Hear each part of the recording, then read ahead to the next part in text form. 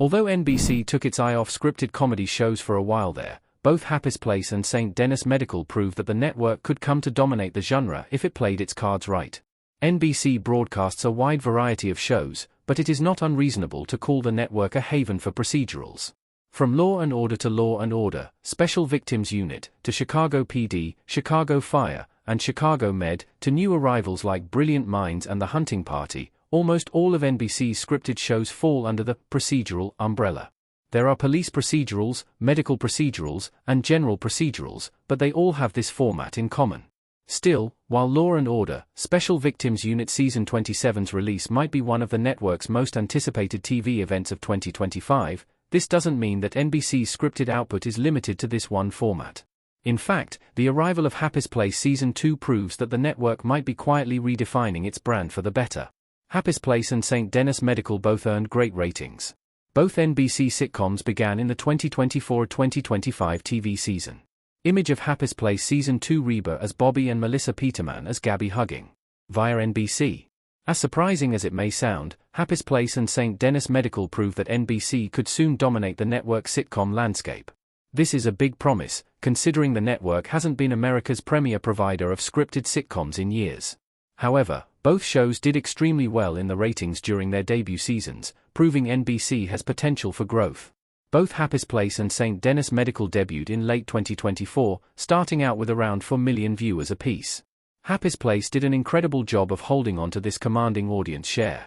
The Reba McEntire-led sitcom almost held steady, amazingly, with its Season 1 finale earning 3.19 million viewers compared to the pilot's 4.03 million. With a Season 1 low of 2.95 million, also the only episode out of 18 that dipped below 3 million, Happy's Place instantly established itself as one to watch in the network ratings game.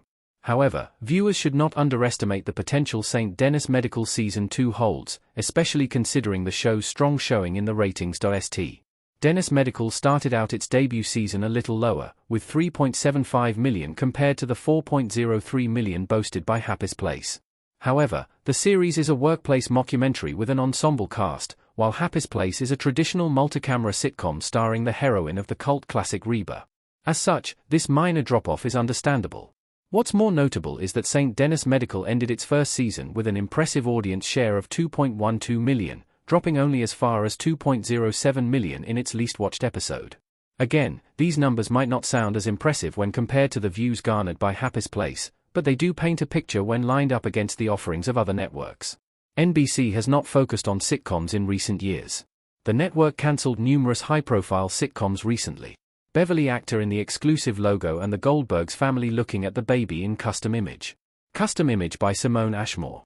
Fox's two live-action sitcoms, Animal Control and Going Dutch, struggled to earn even 1 million viewers per episode in the 2024-2025 season, and ABC didn't fare much better, considering the network's reputation as a home for network sitcoms. Admittedly, the critically adored Abbott Elementary deservedly managed an average viewership of almost 4 million throughout Season 4. However, while Shifting Gears started out with an audience of 6.1 million, this dropped to 3.77 million before the 10-episode first season ended. That audience retention rate is precipitously weak, and the terrible reviews Shifting Gears received don't bode well for its future, either. This means CBS is the last big competitor standing against NBC. All of CBS's scripted sitcoms are faring admirably for the time being.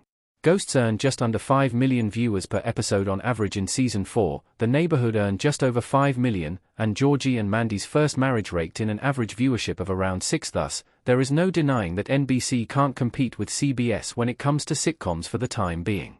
That said, the network could benefit from switching its focus to scripted comedy going forward. In recent years, NBC cancelled a string of successful sitcoms, from cult hits to ratings giants. Superstore, The Goldbergs, and Night Court all ended between 2020 and 2025, proving that NBC's current focus doesn't seem to be on scripted sitcoms. Since The Neighborhood Season 8 will be the CBS sitcom's final outing, NBC could benefit from investing a little more time and money into competing with the network that is currently running the sitcom landscape. NBC could challenge Fox and ABC for sitcom dominance. The network could become America's #1 sitcom provider. Alex and Serena in St. Denis Medical looking away in shock.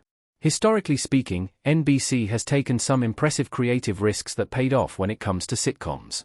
The network produced cult classics like Will and Grace and Community, as well as some shows that were among the biggest mainstream hits of their time.